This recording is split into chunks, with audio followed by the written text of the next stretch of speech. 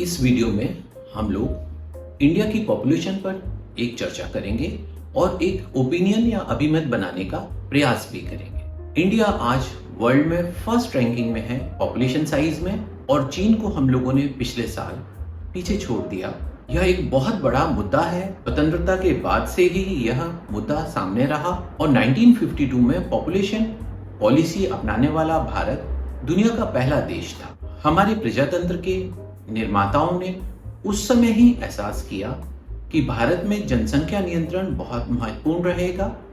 बड़ी जनसंख्या के साथ इस देश को आगे ले जाने में हमें निश्चित ही बहुत समस्याएं आएंगी। तो हम यह चर्चा करेंगे कि जनसंख्या समस्या है या यह संसाधन है, whether it is a burden और is it a resource. Specially जब डेमोग्राफिक डिविडेंड की बात हो रही हो, जनसांख्यिकी लाभांश की बात हो रही हो, यह बात हो रही हो कि भारत दुनिया का सबसे युवा देश है, यह भी बात हो रही हो कि हमारे यहाँ बेरोजगारी बहुत ज्यादा है, लोगों को स्वरोजगार या किसी तरह का एम्प्लॉयमेंट मिलने में बहुत मुश्किल हो रही हो, विकास योजनाओं का व्यय कम होता जा रहा हो, कल्याणकारी योजनाओं का व्यय ज्यादा होता जा रहा हो, अधिकतर रिसोर्सेज संसाधन पूल अप होकर ट्रांसफर हो रहे हो डेवलपमेंट की जगह वेलफेयर पर, तो हमें बैठकर निश्चित ही यह सोचना पड़ेगा कि हम आज किस स्थिति में खड़े हैं। यदि आज का दौर चलता रहा तो आगे वाली स्थिति और भयावह होने वाली है। 2011 की जनगणना में हमारा जनसंख्या का आकार 1.2 बिलियन या 121 करोड़ के करीब था। विभिन्न कारणों से 2021 की जनगणना नहीं हुई, परंतु हमारे पास बहुत सारे एस्टिमेट्स या आकलन हैं। 2023-24 में हमारी जनसंख्या 142 करोड़ को क्रॉस कर गई और आज संभवतः हम लोग 144-45 करोड़ की जनसंख्या होंगे। एस्टिमेट्स के अनुसार 2050 में हमारी जनसंख्या 170 करोड़ होगी। यह किसी भी देश के लिए वहन योग नहीं है। 35 बार भारतीय संसद में विभिन्न विधेयक रखे गए कि हम इसे एक संवैधानिक या विधिक दर्जा दें कि जनसंख्या नियंत्रित हो सके। लेटेस्ट 2019 में प्राइवेट मेंबर बिल आया और अभी 2022 में भी एक प्राइवेट मेंबर बिल रखा गया कि जनसंख्या नियंत्रण के लिए मान्यताएं बनानी पड़ी, क्योंकि यह सांख्यिकी से जुड़ा हुआ, विकास से जुड़ा हुआ, अर्थव्यवस्था व भूगोल से जुड़ा हुआ मुद्दा, यह समाजशास्त्र से जुड़ा हुआ भी मुद्दा है। तो मल्टी सब्जेक्ट या मल्टी डिसिप्लिनरी होने के कारण,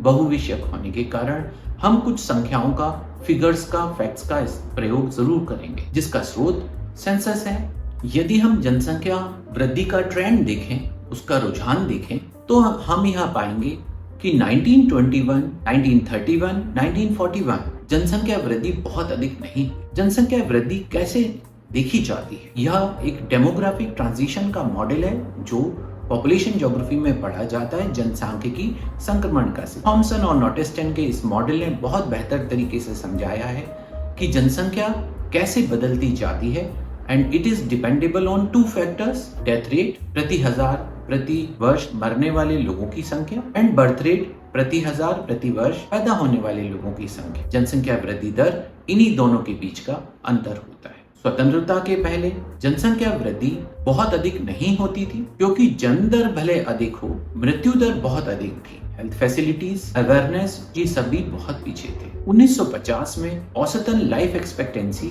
हमारी आयु प्रत्याशा मात्र 40 वर्ष थी, जो 2011 की जनसंख्या में बढ़कर 70 हो गई। वर्तमान में एस्टिमेट्स के अनुसार संभवतः यह 72 या 73 के करीब रही होगी।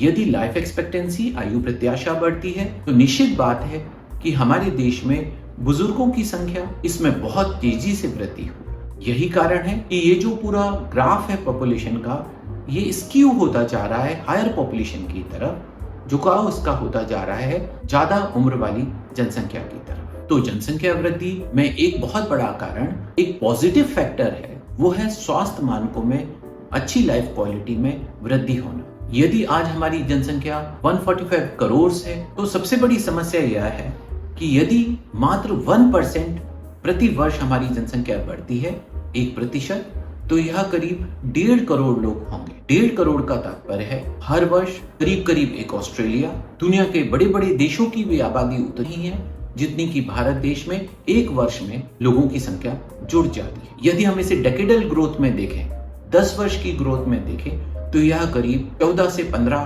करोड़ लोग होंगे जो अगले 10 वर्षों में भारत में जुड़ेंगे। यह जनसंख्या यूरोप के बड़े से बड़े देशों के बहुत अधिक है। अमेरिका की आबादी ही 30 करोड़ के करीब है। इतनी बड़ी आबादी को भारत जैसा देश जो विकासशील है, गरीबों की संख्या बहुत ज्यादा है, जो अब विकास की दौड़ में शुरू हुआ है, वह इसका वहन नहीं कर सकता। पॉपुलेशन थ्योरीज में एक और थ्योरी है जो 1799 के करीब माल्थस द्वारा दी गई थी। इस थ्योरी के अनुसार जनसंख्या वृद्धि दर हमेशा एक्सपोनेंशियली होती है, गुणात्मक होती है, मल्टीप्लाई होती है, जबकि संसाधनों में वृद्धि दर अरिथमेटिक प्रोग्रेशन से चलती है। इसी कारण बहुत जल्दी जनसंख्या डबल होती दिखेगी, जबकि संसाधन डबल नहीं हो पाते।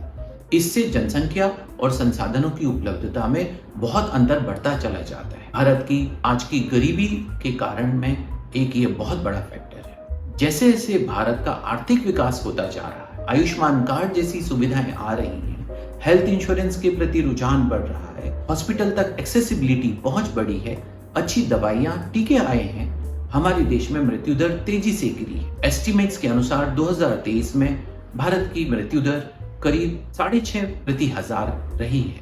यदि हम अपनी जन्म दर देखें, प्रति हजार प्रति वर्ष करीब 16 लोगों का जन्म हो रहा है। आज भी यह अंतर करीब 10 प्रति हजार प्रति वर्ष का है। आज भी हम 1% की जनसंख्या वृद्धि दर से आगे जा रहे हैं। ये बिल्कुल सस्टेनेबल नहीं है। यह रुझान भी देखा गया कि स्वतंत्रता के बाद 1951 में जब हमारी जनसंख्या करीब 35 करोड़ थी, 1981 तक यह बढ़ के करीब 70 करोड़ हो गई। यह जनसंख्या दुगने तक इसलिए गई क्योंकि अचानक मृत्यु दर में गिरावट आई, जबकि जन्म दर आगे रही। दोनों का अंतर बहुत ज्यादा रहा और हम करीब 2.5-3% के बीच जनसंख्या वृद्धि दर देखते रहे। इसी तरह 1981 में हमारी जनसंख्या करीब 68 करोड़ 68 करोड़ थी, जो 2011 में बढ़ के करीब 121 करोड़ हो गई। यह भी पुनः करीब दुगनी हो गई। हर 30 वर्ष में हमारी जनसंख्या दुगनी होती रही। अगर भविष्य में ऐसा हुआ तो हम बहुत जल्दी 200 करोड़ पर पहुंच जाएंगे। अधिक जनसंख्या के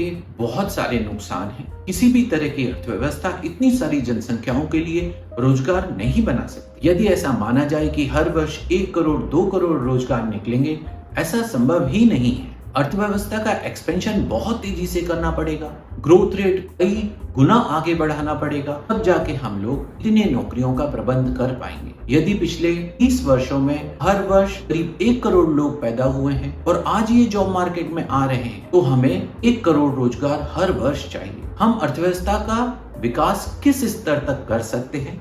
8%, 10%, 20%, लेकिन ये बहुत लंबा नहीं चलता। 1973-74 में इस पर एक बहुत बड़ी चर्चा हुई। एक क्लब ऑफ रोम था, उन्होंने लिमिट्स टू इकोनॉमिक ग्रोथ का कॉन्सेप्ट दिया। वहां से ये बात चली आ रही है, अधिक वृद्धि दर आप कुछ वर्षों तक ले सकते हैं, सतत अधिक वृद्धि दर कभी नहीं ली जा सकती। पिछले 25 वर्षों में चीन ने डबल डिजिट ग्रोथ की। आज चीन की आर्थिक वृद्धि दर भी 5% के करीब सिमट कर रह गई। तो यदि आज हमारी आर्थिक वृद्धि दर 6-7% है, पिछले कुछ वर्षों पहले यह 10% तक भी रही, तो हमें यह मानना चाहिए कि हम फॉर्चुनेट युग में जी रहे हैं जहां पर की वृद्धि दर अधिक रही। ऐसा मानना बिल्कुल गलत होगा कि यह आगे जाकर 15-20% तक चली जाएगी। इसके बहुत बड़े कारण यह भी है कि जब अधिक जनसंख्या होती है तो डेवलपमेंटल फंड्स, डेवलपमेंटल रिसोर्सेज, विकास के संसाधन कल्याणकारी योजनाओं की तरफ ले जाने पड़ते हैं, क्योंकि हमें निर्धन वर्ग को, गरीब वर्ग को मदद जरूर पहुंचानी पड़ेगी। अधिक जनसंख्या का एक फॉल आउट है निर्धनता, पॉवर्टी और वेलफेयर प्रोग्राम्स पर तेज दबाव पड़ना। इसकी कीमत डेवलपमेंट को चुकानी पड़ती है। अधिक जनसंख्या से मैलन्यूट्रिशन आता है, कुपोषण आता है। किसी परिवार में ज्यादा बच्चे होंगे, फूड क्वालिटी में बहुत तेज गिरावट आती है। इससे शहर भीड़ भाड़ युक्त हो जाते हैं। साथ में जो इंफ्रास्ट्रक्चर है, अधोसंरचना है, सड़कें हैं, पार्किंग है, अस्पताल है, सब चीजों पर बहुत तेज दबाव बनता है। आज भारतीय शहरों में इतनी अधिक जनसंख्या में लोग रह रहे हैं कि शहर टूट रहे हैं। अर्बन डिके इसका एक बहुत बड़ा परिणाम होता है। नगरीय स्तरों में पतन की स्थिति है। अधिक जनसंख्या से social problems, law and order की प्रॉब्लम्स आती है। जिन लोगों को नौकरी नहीं मिलेगी, जिनको रोजगार नहीं मिलेगा, वो क्राइम की तरफ जाते हैं। इससे साइकोलॉजिकल स्ट्रेस बढ़ता है, परिवारों में तनाव की स्थिति आती है। जनसंख्या को काबू करना तो बहुत जरूरी है। हमारे देश में जनसंख्या नियंत्रण के लिए कई प्रयास हुए। राजनीतिक तौर पर प्रयास हुए, जैसे हमने 1970 के दशक में देखा। इसके लिए सामाजिक चेतना का कार्यक्रम चलाया गया, बच्चे दो ही अच्छे जैसा कार्यक्रम चलाया गया। साथ में हमने विधिक लीगल प्रोविजंस किए कि 2 से अधिक बच्चे सरकारी नौकरी नहीं कर सकते, वो चुनाव नहीं लड़ सकते। 2 से अधिक बच्चे यदि होंगे तो कुछ शासकीय योजनाओं की मदद भी नहीं मिलती। इसके बावजूद भी जनसंख्या अधिक क्यों है? कि जनसंख्या नियंत्रण की जो नीतियां बनी वो राजधानियों में बैठ के एयर कंडीशन रूम में बनाई गई। कलेक्टर्स को लक्ष्य दिए गए, प्रशासन के लक्ष्य रहे कि वे जनसंख्या वृद्धि दर कितनी लाएं, जन्म दरें, मृत्यु दर कितनी हो, maternal mortality rate, child mortality rate कितना हो। सबसे ज्यादा फोकस प्रजनन दर पर किया गया, फर्टिलिटी रेट पर किया गया। ये जरूर सही है कि पिछली कई दशकों में यह गिरता जा रहा है, परंतु फिर भी जनसंख्या इतनी अधिक क्यों है? जनसंख्या नियंत्रण के लिए कार्यक्रम व नीतियां कमरों में बनती है। बच्चे तो समाज में, वहां गांव में, शहरों में पैदा हो रहे हैं। अनलेस आप सबको इसमें इन्वॉल्व करेंगे तब तक ये नीतियां सफल नहीं होंगी। हमने देखा कि यदि भारत में स्वच्छता अभियान चला और हर व्यक्ति को इन्वॉल्व किया गया, बड़े पैमाने पर लोग इससे जुड़े, आज शहर हमें साफ भी दिखने लगे हैं और लोगों में सफाई के प्रति एक रुझान भी बना है। तो लोगों में एक सेंसिटिविटी लाने की जरूरत है,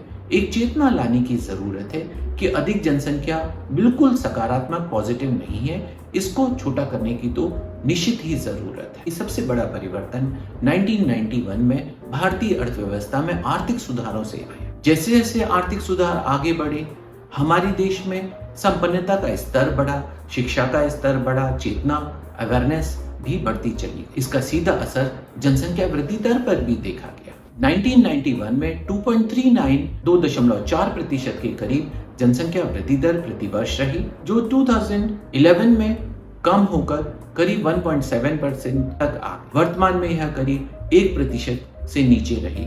2035 में इसका करीब 0.8% होने का अनुमान है। हम यह देख रहे हैं कि जैसे जैसे आर्थिक विकास आगे बढ़ रहे हैं, संपन्नता आगे बढ़ रही है, अपने आप जनसंख्या वृद्धि दर कम होते जा रही है। लेकिन इसका एक बेसिक कारण है अर्बनाइजेशन, नगरीकरण।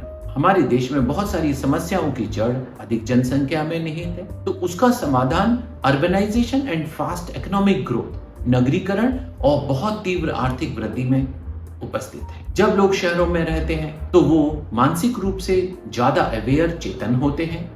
शिक्षा का स्तर बहुत अधिक होता है, लोगों में एक सेल्फ अवेयरनेस होती है, एक जिम्मेदारी का भाव होता है समाज के प्रति और खुद के प्रति। ऐसा नहीं कि गांव में ये सब नहीं होता, परंतु चेतना की कमी तो निश्चित ही रहती है।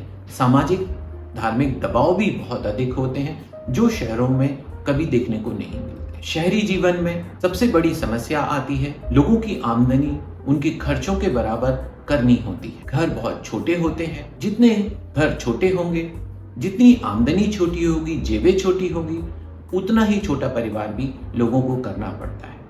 शहरों में ज्यादा बच्चे अफोर्ड किए ही नहीं जा सकते। बच्चों को स्कूल में पढ़ाना, उनका खाना पीना, बाकी खर्चे, बड़े परिवार का खर्च चलाना शहर में बहुत मुश्किल पड़ता है। शहरीकरण अपने आप अच्छी क्वालिटी ऑफ लाइफ के साथ छोटे परिवारों को जन्म देता है। आज शहरों में एक सेल्फ कंट्रोल सिस्टम देखने को मिलेगा, जहां हर परिवार में एक या ज्यादा से ज्यादा 2 बच्चे होते हैं। बाय चॉइस लोग छोटे परिवार रख रहे हैं। यह दिखाता है कि यदि हम आर्थिक सुधारों के बाद नगरीकरण को बढ़ावा दे पाए, शिक्षा, स्वास्थ्य को बढ़ावा दे पाए, तो इससे निश्चित ही जनसंख्या वृद्धि दर में कमी आई है। 2019 या 2022 के जो भी प्राइवेट मेंबर बिल लाए गए, उनके साथ भी यही समस्याएं थी। सामाजिक समस्याओं का समाधान कानून बनाकर नहीं होता, यह सामाजिक चेतना, समाज में परिवर्तन और हायर क्वालिटी ऑफ लाइफ देकर ही किया जा सकता है। बच्चे लोग पैदा करते हैं, सरकारें नहीं। बच्चे समाज पैदा करता है। तो यदि समाज में यह चेतना होगी